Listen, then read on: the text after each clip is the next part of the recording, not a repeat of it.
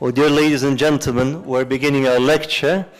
We're happy to have today with us Professor Emeritus of Daita Bunko University in Tokyo, Japan, and President of the American Society of Geolinguistics, Professor Hikaru Kitabayashi, who is an expert in geolinguistics, geolinguistic ethnography, medieval history, and medieval poetry.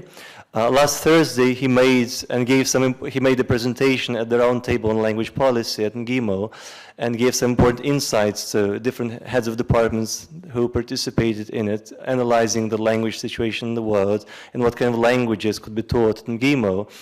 But today we're happy to have the chance to benefit from his expertise in a different area, which is British medieval history and medieval history in general. And today the focus of his talk is the connections between Old Rus, well, what was Russia before it became Russia in those remote times, and the British Isles.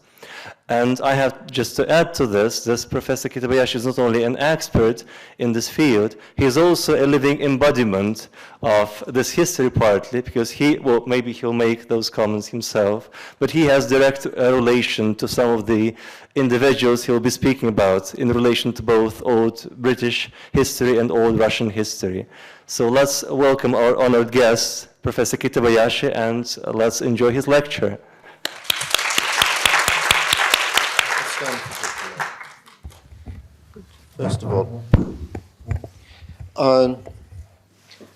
First of all, I would like to start with an apology. I prefer to stand and talk, but also the topic is very complicated. There are many details, and I shall need to read. And when I read, I think I should be sitting. I say this because I have dyslexia. So reading is a bit difficult for me. Reading correctly extended lengths of time is a bit difficult. When I finished the detailed part, I will probably stand up again, because I enjoy looking at people's faces. An introduction: my name is Hikaru Kitabayashi. I'm retired, and right now there's nothing special about me. I'm just an old fart. And my goal in life, I only have one goal right now, and I want to be a sweet old man. Because in the world, there are too few sweet old men. Most old men get bitter. Before, when I had a job, I worked as a professor in the English department of Daito Bunko University, and I worked there for 45 years. I specialized in geolinguistics, and my main job was in the graduate school, where I was an academic advisor for thesis writing for doctor students and for master's students. And when I retired, my university made me a professor emeritus. So at least I still have a title. But I don't identify with my title. My talk is 11th century connections between Old Rus and the British Isles. To make sense of this, I shall have to talk about methodology, and I shall have to talk about personal bias. And it's a big jump from Old Rus to the British Isles. It involves many other countries. It involves the Bulgarian Empire. It involves Byzantium, the Eastern Roman Empire. It also involves the Holy Roman Empire, Sweden, Denmark, Norway. And then we have England and Scotland. So the part about the British, I think the best way to begin is to begin with Old Rus, and then gradually move toward the British Isles. But I think in the end you will see that there is a connection, and the connection is very real, and it's very important, and it changed history in both directions. But first about history. History is ambiguous. It's very hard to define really what history is. And the reason is history is a continuous process. It's always moving. But it's moving, but it does not include the present. It does not include the future. So any choice we make in history is an arbitrary, any point for starting a history is arbitrary. I chose 11th century because most of the people that I think are important lived in the 11th century. But to understand why they were important, that means to understand the background and to understand the impact, we have to go back and forth. Sometimes we'll have to refer to something that's 200, 300 years before, sometimes 100 years later. So please forgive me if I'm jumping around, but that's the nature of history. History has no beginning and no ending.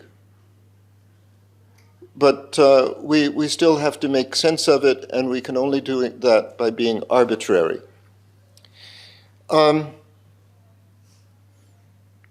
Now, my qualifications for the talk are unusual.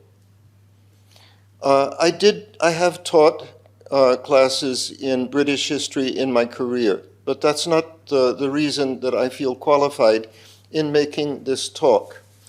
My qualification comes from my qualification comes from the genealogical work that I have done.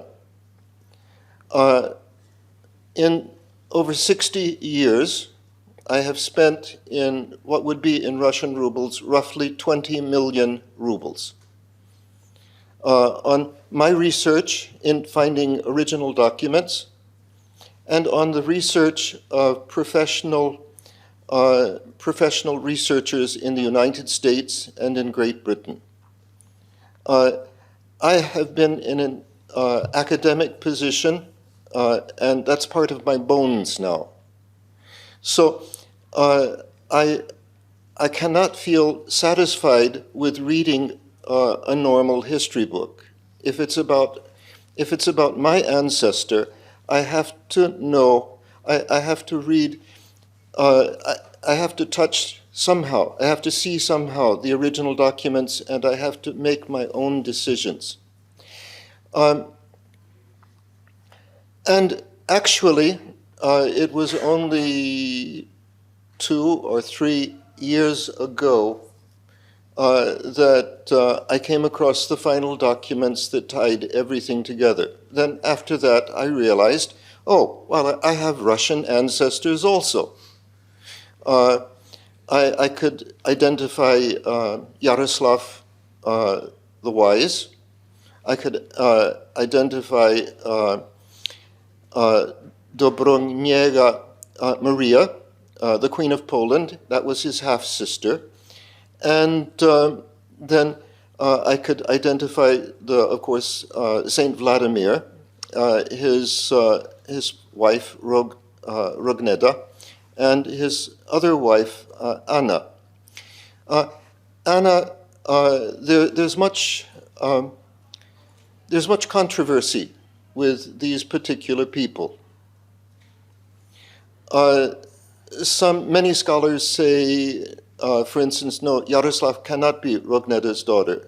Many scholars say he has to be Anna's son. And then other scholars say that Anna is the daughter, I'm not Anna, I'm sorry, Anna is the mother of Dobrogniega Maria.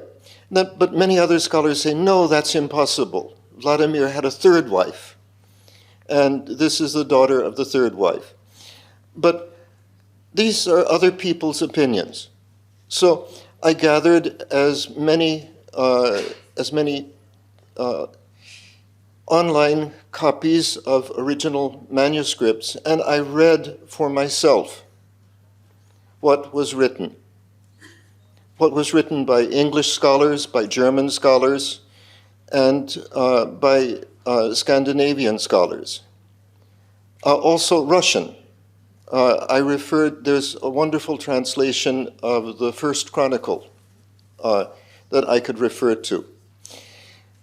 And what I discovered is no historian was right. All of the historians were wrong, and they were wrong for a very simple reason. They were wrong because of political bias. Everyone wanted to see these people in a certain way for a political purpose. And that's mythology, that's not history.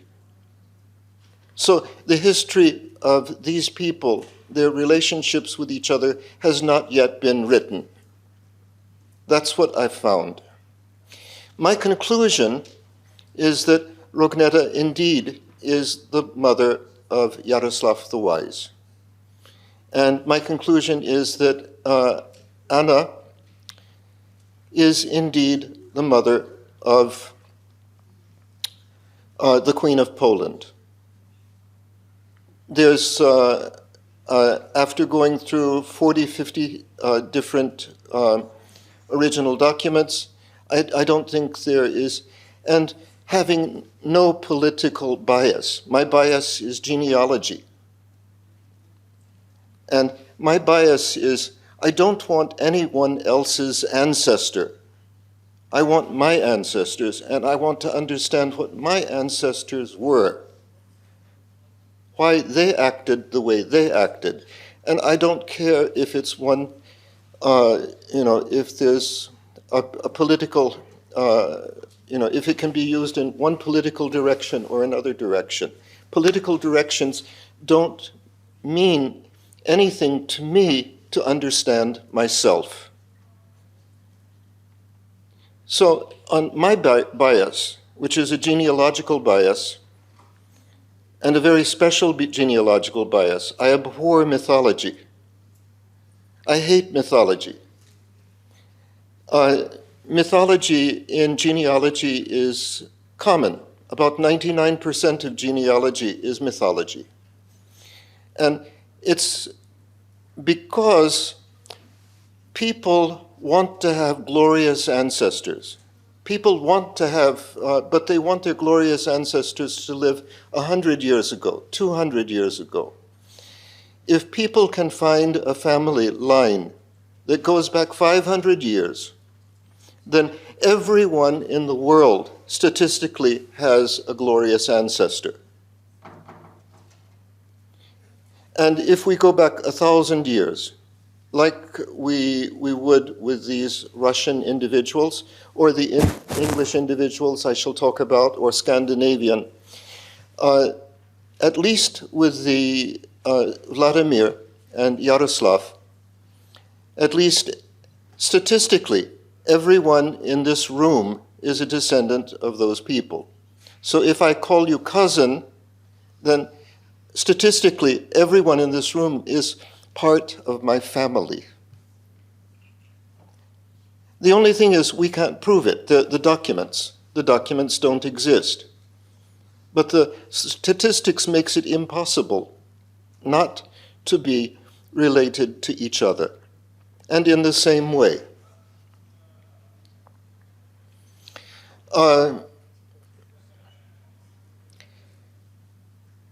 If Russia is divided among all of the descendants of Vladimir the Great, then I want my square millimeter. That's my request, and I would like everybody to remember that.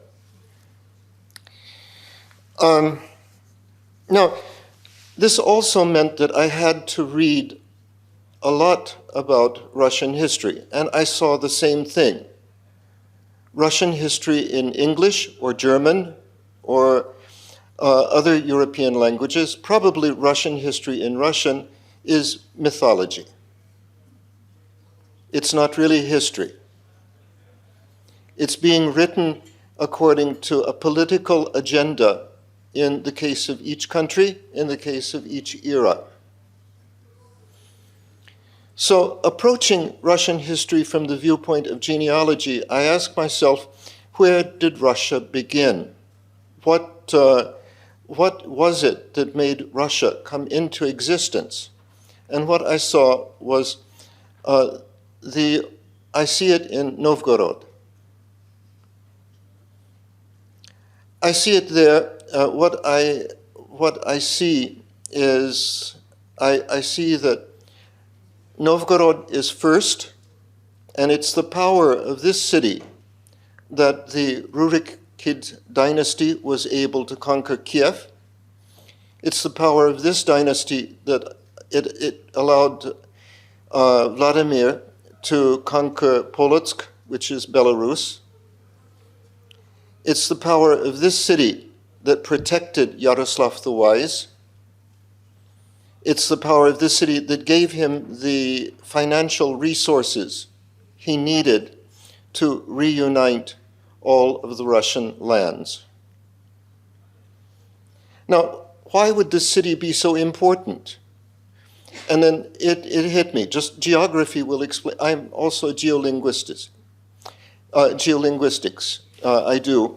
And geography is somehow important to me when I look at language development. But what I saw in terms of history was Russia was developed by Vladimir and Yaroslav along rivers. The aim of the Rurikid dynasty was to control the rivers of Russia, the Volga River going into the Caspian and allowing Russian trade to go to Iran and to India. The Dnieper River going to the south and heading towards Constantinople. The Don and the Dvina. The Dvina was also important. It's not a very big river, and the Neva River, because that connected Scandinavia. But the Dvina River, it connected Old Rus with Roggen, that's an island now part of east of Germany. At that time, it was a Slavic island state in the South Baltic. It was the center of trade in the Baltic at that time. And it was where Germans and Slavs, it was controlled by the Slavic people there. But it was a place where Germans and Scandinavians and Slavs could come together and trade. So I see that Russia, the true beginnings of Russia are the rivers of Russia. And the rivers of a nation are important because until railroads came into existence, the cheapest way to travel was by water. And the safest way to travel was to travel by river and not by ocean. Ocean travel meant that there could be storms, hurricanes, ships could sink. Ocean travel was dangerous. River travel was not so dangerous. River travel was usually safe. And in the time of of Old Rus, river travel was very simple. Basically, the boats were big canoes. And when the river became necessary to move from one river to another, the crew could put a boat on their shoulders and carry it overland from one river to another. If it were too heavy, they could get people to help them push it, or maybe they could get some animal a cow, a bull, or something to help pull the boat over land. So controlling cities in the Middle Ages, the important cities, did not develop on the seaside. The most important cities in Europe developed on rivers away from the sea. So Novgorod is connected with the sea, but it's safely away. Storms that would sink a boat in the sea will not sink a boat in Novgorod. London is an example of a city on a river away from the sea. Paris is another example of a city on a river away from the sea. Rome was built on a very small river. The width of the Tiber River in Rome is maybe from the end of that desk to the end of over there. It's tiny, but it's enough for a small boat, a small canoe carrying goods, and it was a safe place to build a city. The cities of antiquity, the cities until Alexander the Great made Alexandria, all of the major cities of Egypt were on inside, not on the seacoast. Or in the Fertile Crescent, the rivers of the Euphrates, the Tigris, the Indian civilizations, all of the important cultural centers developed on the rivers. And it's also true of China. So Russia, in my opinion, was created for the purpose of trade, but river trade. And Russia's original purpose in building Novgorod was to connect Northern Europe with Asia, with Iran, through the Volga River, with Iran and with India. But the rulers are always somehow a little bit selfish, and they want monopolies. And this monopoly is what was finally achieved by Vladimir and his son Yaroslav. By the time Yaroslav dies, the Russian state controls all of the rivers, all of the big rivers in Europe. In what is now Russia, Ukraine, and Belarus. They also wanted to control the Danube, but they failed. They failed because of Bulgaria and because of Byzantium. But if we read Western histories, if we read the histories maybe even of Russian scholars who are influenced by Western historians, we see a political agenda. The agenda is, well, let's make Russia into something different. Russia is somehow Oriental, Russian is Asian, Russian is despotic, Russian is not really European. Russia was primitive. And I don't see anything primitive about this period of Russian history. To organize a trading empire going from Scandinavia and to the northern part of Western Europe and going to India and reaching from the Arctic Ocean to the Mediterranean, that was not a primitive culture. That was not a primitive political organization. That was very, very skillfully done. But this is nowhere to be seen in Western histories of Russia. So I said Russian history in Western countries is mythology. It's time to start over.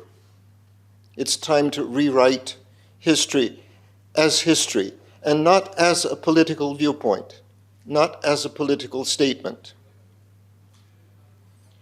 And if there are Russian historians who feel that somehow the Western historical models deserve respect, well, they do, as an example of not how to write history. That's not the way to write history. So let's go back to the connections. The connection between, the best place to start is Vladimir himself. Vladimir was a mixed bag, I would call him. He was a saint, but he was also a sinner, and a very bad sinner. His first wife, Rogneda, it was acquired in a war. Eventually, her father, her brothers were killed. She was the only one left. That was important because he intended to marry her, and he wanted her father's territory. Her father controlled the Dvina River, and with that control, the trade to the southern Baltic, to Rügen. And he wanted that. That was part of his way of consolidating his monopoly. With this territory, he would possess the most direct way of traveling to the Dnieper and south towards the Mediterranean. So it was important for him to marry her. She could not have been, by my calculation, more than 12 or 13, at the most 14 years old at that time. And I will explain my calculation a little bit later. But after he raped her before her parents were killed, before her father was killed, he raped her in front of her mother and father. And then in a 6-7 year period, they had 6 children, 4 sons and 2 daughters. She must have been traumatized because towards the end of their marriage, she tried to kill him. And it's understandable. And he was going to kill her, but her oldest son intervened with a sword, and the father realized it was wrong to kill his wife. So he sent her with his son to Polux to rule. And I think that's when Vladimir becomes a human being. In the meantime, he fought wars on the Volga River. He eliminated the Volga Bulgars kingdom. The aim is to control all of the Volga completely, to allow no one to interfere with his commercial empire. And he had many mistresses, that's very clear.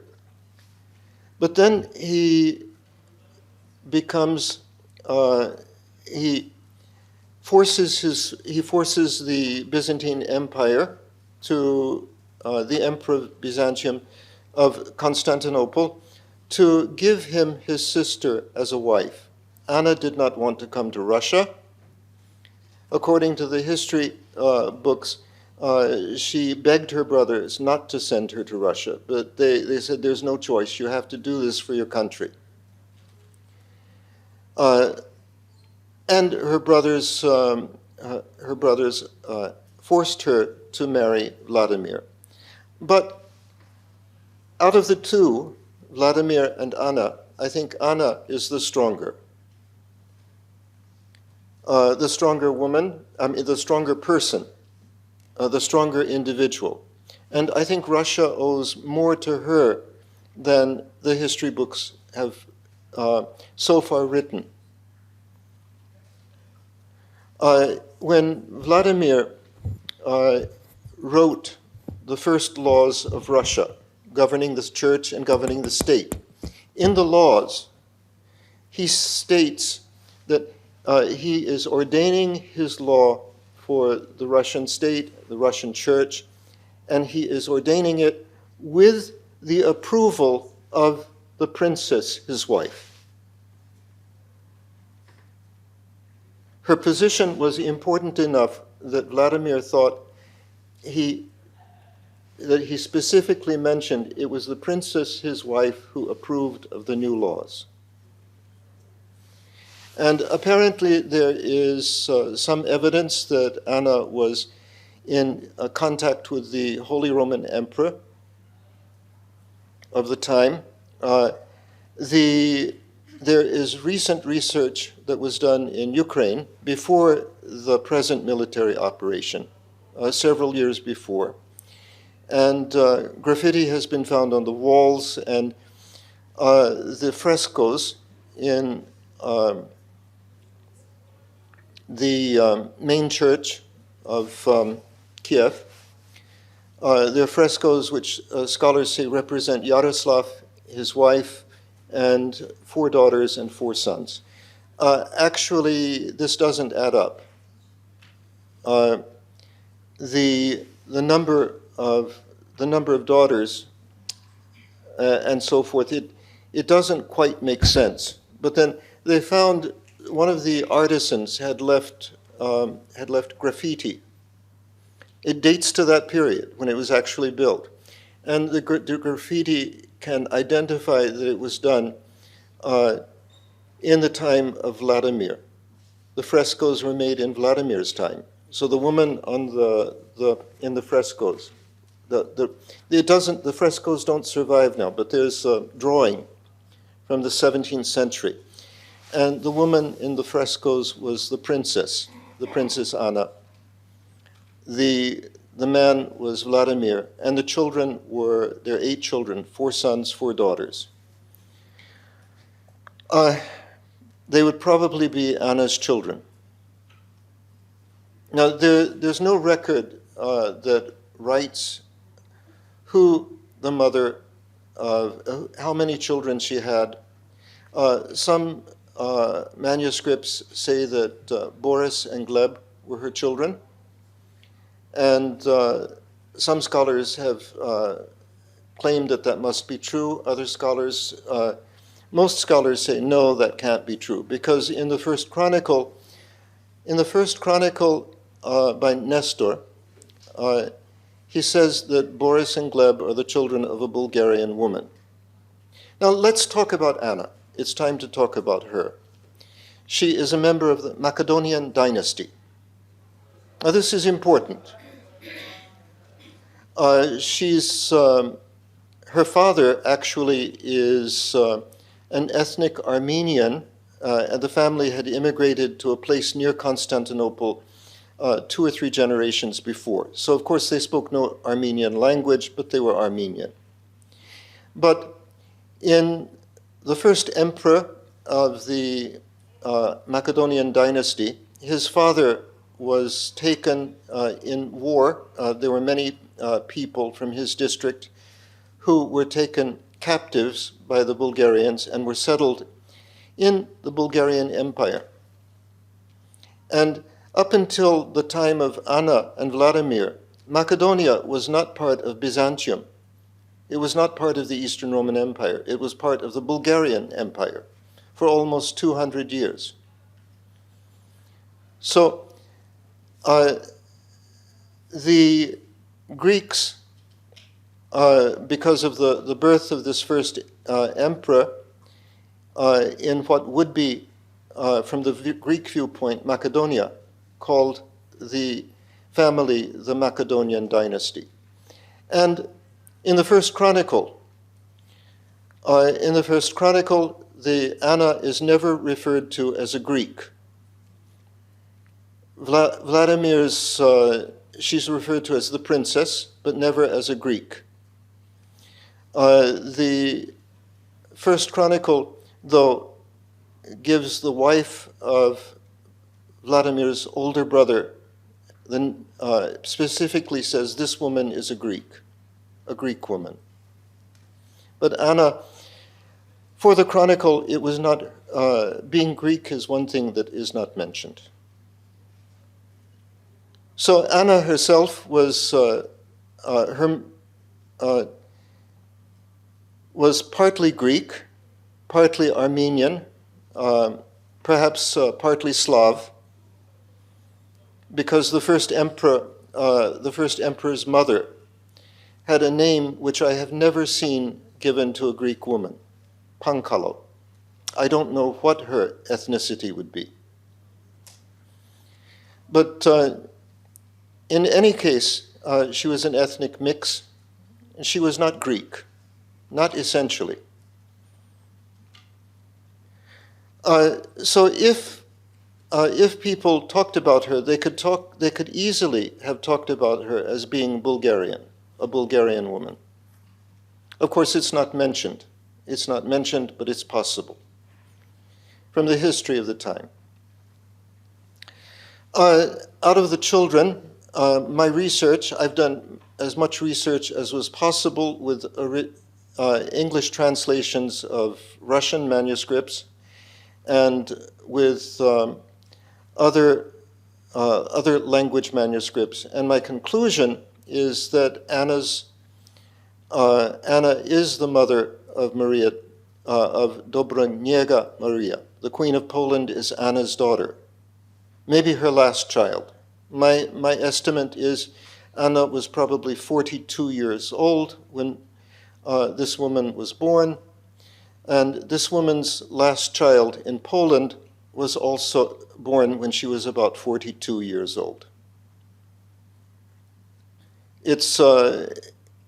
And she would be older than her husband by about 11 years. Now, people say, well, this is unnatural. Why would a man get married to a woman 11 years older? But if we think about European history, and yesterday, I need to mention something in passing. I was talking with a member of the Russian Academy of Sciences, and this lady told me, please remember, with regard to Old Rus, there is no such thing as a marriage for love. It's political. Marriages are for political purposes. Now, the man who became king of Poland was in exile. Vladimir offered him an army, and Vladimir took his own army to Poland. And Vladimir conquered Masovia and gave it to this man as a wedding present when he married Maria, Dobroniega Maria. And the friendship with the Russian state, with Yaroslav, was important for the stability of this family on the Polish throne. So immediately they started having children. They had 5 children in 8 years, which would mean roughly until from about the age of 34 to 42, she had 5 children. And that's, for that time, was normal. Now, I'd like to go back, I'll come back to these people later, but I'd like to go back to Yaroslav. And I'd like to, before that, I would like to talk about Rogneda. It's said that Vladimir had a 3rd wife, but I've checked the identification, and this is said by German scholars. And they have a political reason. There's always a political reason, or a political bias that's working. So the political bias is it's based on Maria. Maria could not be 11 years older than her husband, but she couldn't be the daughter of Rogneda. That's too far in the back. So the only way that this could happen is she had to have, Vladimir had to have a 3rd wife, and Maria had to be the daughter of this 3rd wife. And there was a German princess who, a 12th century German manuscript doesn't give the name of the princess, but says that she married the king of the two names appear, Rugiorum and Rugorum. And in 12th century European Latin, Rugiorum means the people of the island of Rügen in what is now the eastern part of Germany. Rugorum means Russians. The only person who fits chronologically, who has a connection, I see a connection between Rügen and between Russia, is Rogvolod of Polotsk. So I think Rogneta's mother, there can be a fairly strong possibility that her mother was the German princess, and that this German princess was not the wife of Vladimir. She was the mother-in-law of Vladimir. Now, the Russian princess is interesting because her, I'm going too far, too much detail. She's interesting because, because her mother was the daughter of the Emperor Otto I, and probably his English wife. And the English wife is a granddaughter of Alfred the Great. Now that's the first connection, the possible connection I see between the British Isles and Old Rus.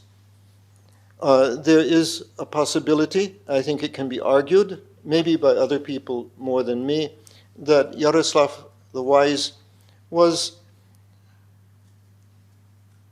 a great-grandson of Alfred the Great, an English king. And I need now to move more into Europe. And we come to Yaroslav. Yaroslav married a Swedish princess. And it's a princess with many names. She was born with the name of Ingegerd, and when she was baptized as a Catholic, her name was Margaret, after Saint Margaret. Now, Saint Margaret in the Orthodox Church is Marina. But when this woman married Yaroslav and came to Russia, apparently she was baptized in the Orthodox Church not as Marina, but as Irina. And more interestingly, a couple of hundred years after she died, she was made a local saint of the Orthodox Church as Saint Anna. That was her stepmother-in-law's name. This woman was half Slavic. Her mother was a princess of northern German Slavic people. The father was the king of Sweden. But we have now context. The father's mother, that is the princess, Irina, her grandmother married 2 times. One time was the king of Sweden, one time was the king of Denmark. And by the king of Sweden, we have Irina's father. By the king of Denmark, she had 2 children. One was King Canute, who became Danish king. He also became king of England and king of Norway. And she had a daughter. And when Canute's family had no more heirs, they had all died out, the daughter's son became king of Denmark. So Anna and Yaroslav, through his wife, would be a first cousin of the king of Denmark. But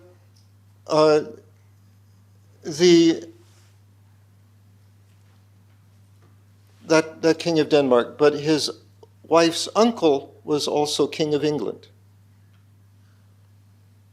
His wife's father's brother, half-brother, is king of England, King Canute. So for Yaroslav, that's another connection. We have Yaroslav's uncle by marriage is the king of England, the king of Denmark, and the king of Norway. We have a complicated history that continues. Canute had two wives, and his second wife was also had been formerly the wife of the King of England. And by this wife, he had two children. One child later became King of England, and then he had a daughter. But the daughter was the wife of the Holy Roman Emperor. So Yaroslav, by marriage, through Irina, he was a first cousin. Irina was a first cousin of the Empress of the Holy Roman Empire. And when the Canute's sons died, then his second wife's son by the former king, Anglo-Saxon king, Edward the Confessor, became king. His half-sister had been the Holy Roman Empress. So in church law, Edward the Confessor was a brother. Even though his sister had died, he was still considered a brother of the Holy Roman Emperor. So these connections keep growing. Then we have the case of Yaroslav and Irina's daughters. These daughters changed European history. The youngest daughter, Anna, became the Queen of France, and all French kings descend from her. Also, I descend from Anna too, because through her second son, only a mere count. But I'm pleased. I don't need the other to be an ancestor. I'm proud to have Anna.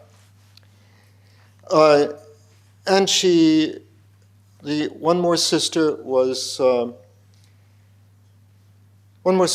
Anastasia. That was named after Rogneda. When Rogneda became a nun, she was a nun under the name of Anastasia. She was the Queen of Hungary. And then there was Elizabeth in English. I don't know what the original name pronunciation is in the Russian of that time, but Elizabeth was Queen of Norway. And Elizabeth had two daughters by her husband, and she comes into the story later. Agatha was what I consider to be the fourth daughter, Agathia. And Agatha's history has puzzled historians for hundreds and hundreds of years, almost since the beginning. Agatha, everyone wanted to know what her family background was. They knew she had a connection with the Holy Roman Emperor. And they knew that there was a connection somehow with Poland and Hungary and Russia. And they were totally confused. How could this happen? Well, after much research, going through literally dozens of original documents, what I found is there is no other possibility, no other reasonable possibility. Agathia has to be the daughter of Yaroslav and his wife, Irina. That is the only, because when she is married, the King of France congratulates Edward the Confessor, saying that he is very happy that now he's more closely related than ever to the English royal family. That's one thing. But then the other types of relationships I can show that would make it possible, but would take several hours to explain, so I won't. You need to trust me on this as a genealogist, please. A genealogist who has no political bias. My bias in this case is I I'm happy to share ancestors, but I do not want to steal an ancestor. I do not want to use the name of an ancestor who does not belong to me.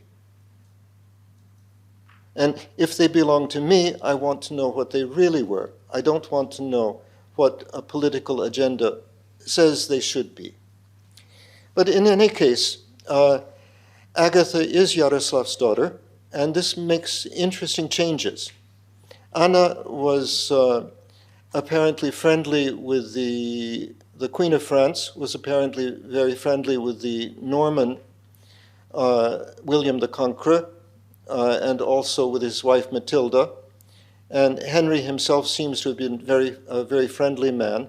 So Matilda, the Duchess of Normandy, named the only child that she had that was born in England, she named that child Henry, after the King of France. And when Agatha is called, Agatha's husband is Edward the Exile. They are called by Edward the Confessor to come to England because he wants to make his nephew the heir to the English throne. Well, unfortunately, the water in London doesn't agree with him, and Edward the Exile dies in 2 days after reaching London. Maybe poisoned, but it might be the water. I don't know.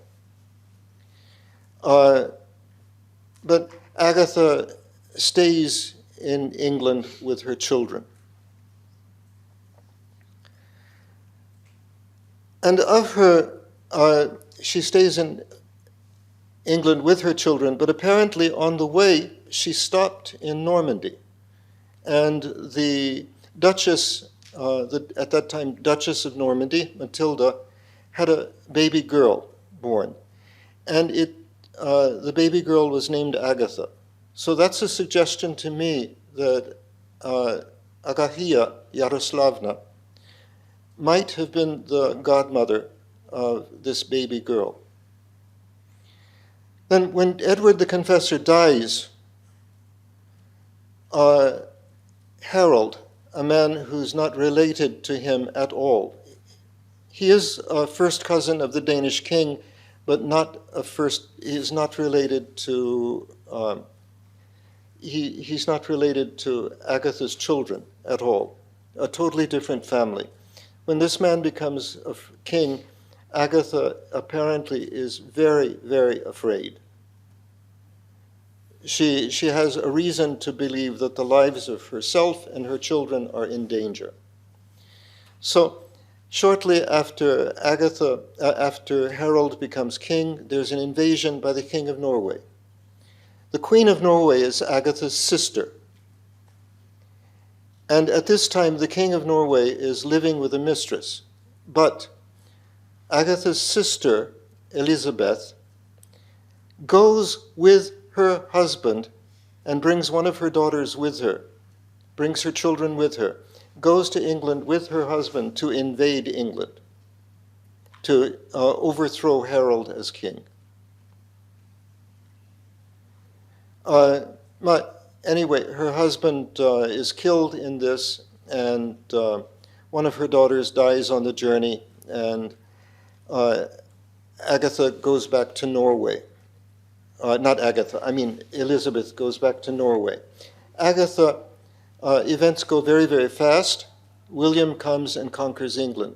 But for Agatha, because of the relationship with France and Normandy, with the wife of William the Conqueror, Agatha is not afraid of William the Conqueror.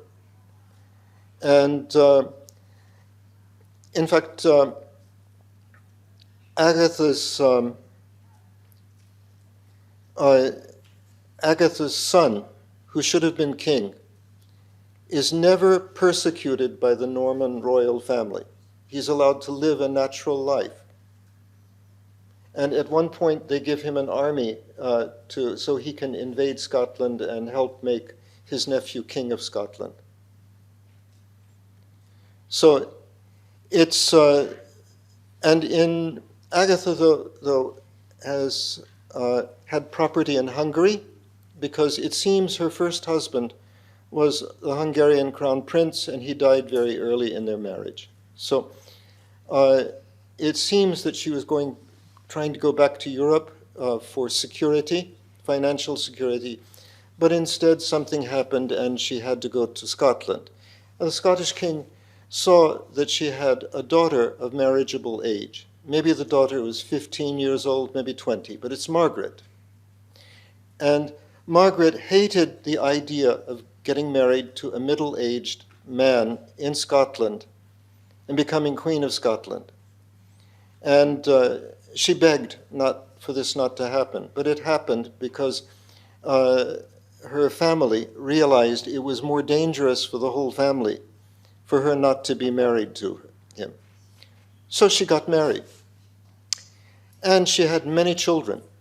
And you can look at the names. All of the children have family names from the Anglo-Saxon royal family, except for the youngest children. And we come to we come to the child her youngest son. The youngest son is named David. David was never a royal name in Scotland or England. Never. The only saint that had that name in the British Isles was Saint David of Wales. But it's inconceivable that a princess raised in Hungary and whose mother was Russian would know, and who lived in England, would know anything about Saint David of Scotland. But it happens that Vladimir's daughter, Dobroniega Maria, was still alive. And by this time, Boris and Gleb had become saints in the Russian Orthodox Church. And the family name, the Christian name, the baptismal name of Gleb was David.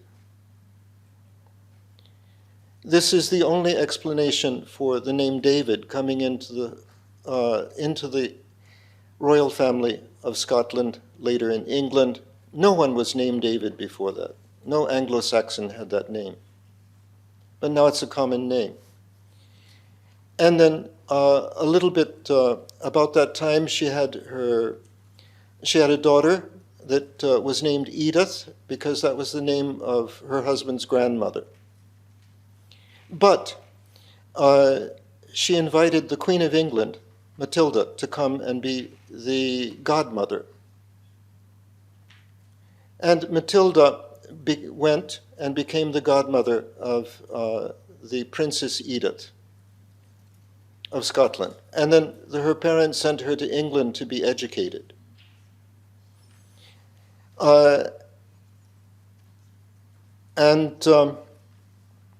Her youngest daughter, she gave the baptismal name, which was Maria, of the Queen of Poland. So we have, for the first time in British history, we have the name Mary. That was not a name that was used for the Anglo-Saxon royal family or the Scottish royal family until then, for the first time. So my explanation is that the Queen of Poland was her youngest daughter was born about the same time that the Queen of Poland died, and was named in honor of the Queen of Poland, Vladimir's daughter. Now, Saint Margaret was very holy, everything like that. But as she grew, she didn't want to get married. She didn't like the idea of her husband. But after she got married and had children and realized that her husband would do anything she told him, then she fell in love with him. And on a war in England, he was killed. She got the news, it broke her heart, and 1 week later she died. She was almost immediately made a saint in the Catholic Church because her life had been a life of doing good, of helping poor people. And she did not stand on rank. She did not act like a queen. She acted like a human being. So she became a saint. And then maybe 100 years later, she became a saint of the whole Catholic Church. the only monarch from the British Isles to ever have been made a saint for the whole church, not just a local saint. Her daughter Edith eventually, but the family wanted her to become a nun, but she didn't want to become a nun. When Henry I became King of England, he offered to marry her, and she jumped at the chance to be outside of a nunnery.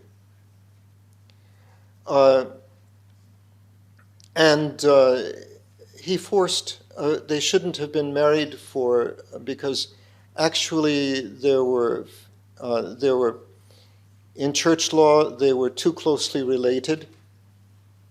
There were reasons, because Henry's mother was her godmother. So in church law, they were in a certain way brother and sister.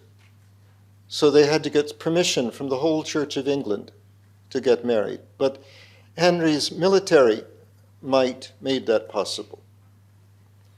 And she spent her life in England. She didn't live that long, but she built many public works and had an influence on the public life of England. And Henry let her do what she wanted to do. The female descendants of this dynasty, whether it's the Queen of Poland, the Queen of Poland or the Queen of Scotland or the new Queen of England, always ruled their husbands. The husbands never ruled them.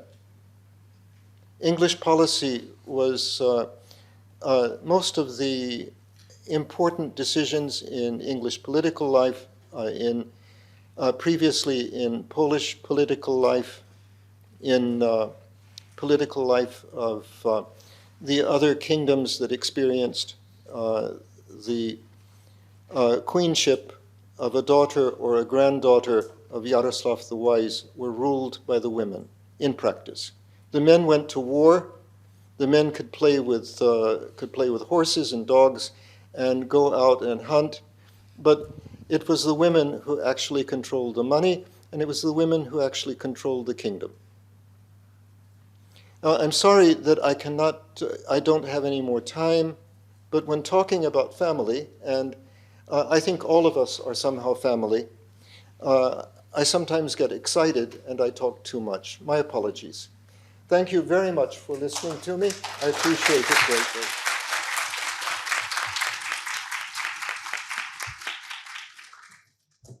Well, many thanks, Professor Kitabayashi, for coming all the way from Japan to share your knowledge with us. There's been so much in your lecture for us to learn from, and I guess we'll all, rush to explore the genealogical connections in the British royal families and the old Russian princely families for our British history classes. We also learned from you that genealogy can be a proper methodology for historical research to avoid political biases, just looking at the individual destinies of particular historic figures and their real connections, because then history becomes focused on real people rather than concepts and big political processes. And there are also these unusual, well, for us perhaps, unexpected facts connecting Old Rus with the British Isles through those individuals. So you basically lifted the curtain of the historical stage performance, and also how much there is behind there. But also, I think we'll learn from you some language to speak in English about Russian history, because we often focus and will sometimes talk about British history in our classes, which we study as a subject, but we sometimes perhaps lack the language, the names and everything, to speak about our own history in the distant past. So this was also something that we can learn from you. Oh, and on top of that all, your perspective from outside, from a very remote, islands of Japan on Russian history, with all your genealogical and historical background, makes the points that you shared with us today completely unique. So thank you once again.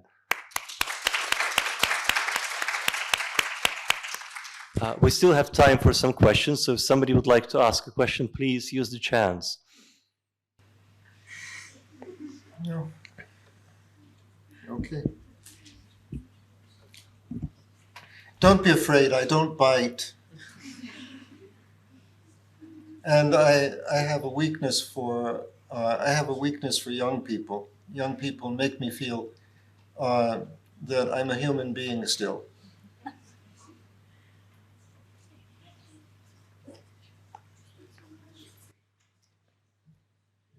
Yes, ma'am. Yeah, first I would like to thank you very much for to thank you for that research, and it was really unexpected to find out about all these people. That is actually massive amount of information we just got, so we would need some time to process it, of course. But I would like to ask you simply how you came across the idea to, well, was it your intention? Well, was it intentional that you were searching for some connection between Russian and English history, or it simply, well, you simply came across these connections while studying? Okay, I'm sorry. I'm sorry, I stood and talked, and I'm 72 years old, so now that I sat down, I realize it's difficult to stand up again. Okay. Before I answer your question, I'd like to thank you too. I was looking at people's faces, and I noticed your face several times, that you seemed to be listening to me, and it encouraged me. Thank you. I came across this from my family history. I never intended to have a Russian ancestor. There was no plan. It's simply going back, and after spending a lot of money with experts in the United States gathering material, I reached a stone wall. But after I retired, I found one missing document, and that tied me with a British gentry family. And this British gentry family had very good records, legal records, so I could go back. And in genealogy, the more you go back, the more famous your ancestors become. It's a rule. Your ancestors 100 years before, nobody. 200 years before, nobody. 300 years before, sometimes you get an interesting ancestor. 500 years, and then the ancestors start becoming more and more interesting. The more records are left. You get more people belonging to the nobility and so forth. And if you go back before that, then you get royal ancestry. And so I had also paid for help from a little bit of help from the College of Arms in London. And I had spent a year studying at the Institute of History and the University of London's Institute of History, and did work at the National Archives and in also made a lot of use of the British Library. So I had with this one record, I could tie the research I had done before in England for historical purposes with my own family line. It just happened naturally. But then when you go back 700 years, then royalty comes. But European royalty it's not, they had big families, and they did not marry for love. They married for, as yesterday I talked with a researcher, an old lady that's she's a member of the Russian Academy of Sciences, and she said the same thing to me. You know, you look at old Rus, you're going to see, you're not going to see love, you're going to see politics. Marriage is politics, so don't confuse the two. But that had been my bias also. You know, it's,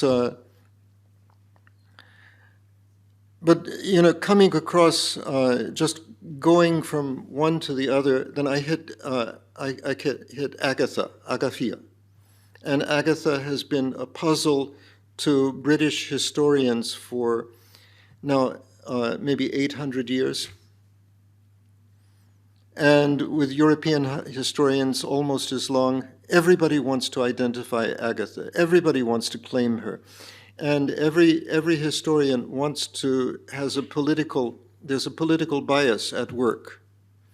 So some people have said, I think some people even said she was Serbian or Hungarian, or that she's German or whatever, Polish. And then recently, there was a theory that she was Russian. I examined all the records, and as a genealogist, the only possible ancestry Agatha could have would be as a daughter of Yaroslav the Wise. There's just no other possibility. But spending the time on Agatha is just because of genealogy. She's an ancestor of mine, and she deserves respect, and she shouldn't be the subject of political bias. She shouldn't be the subject of mythology. The history about her should be history. It should be something verifiable. She should not have another person's history, another person's idea, mythology, an idea. She should have what is hers. So I was giving her back what belonged to her, and it happened to be Yaroslav. But that's not my only connection with Yaroslav. I also found connection with Dobroniega Maria, and I found a connection with Anastasia, that's a daughter of Yaroslav, and with Anna, and with one of his sons. So I found a connection with 4 children, with 3 daughters and 1 son of Yaroslav the Wise, plus his sister. And then I thought, well, maybe, but in doing that, I also found that Russian history is very badly written, at least in Western Europe. The political bias that's always, even when it seems academic, you've got all kinds of references, so forth. It's always biased.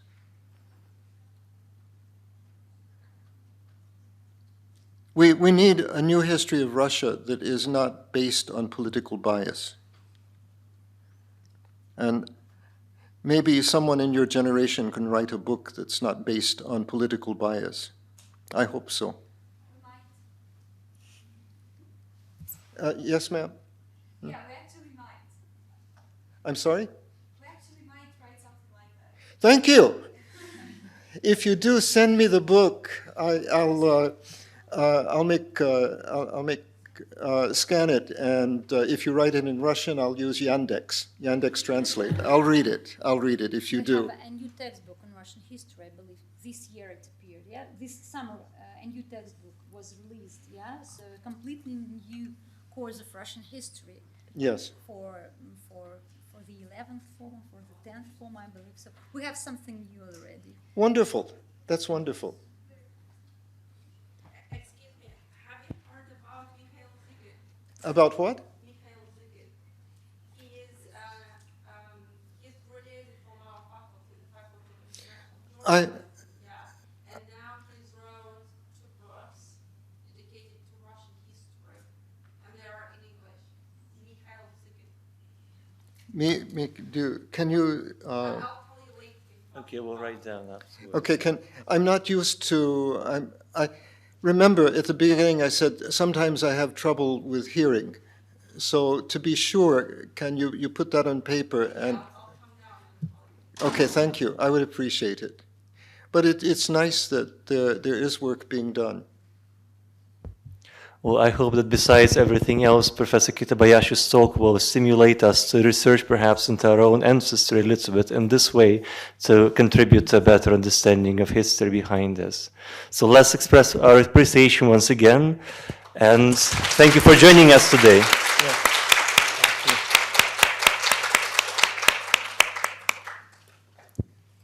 Thank you. Okay.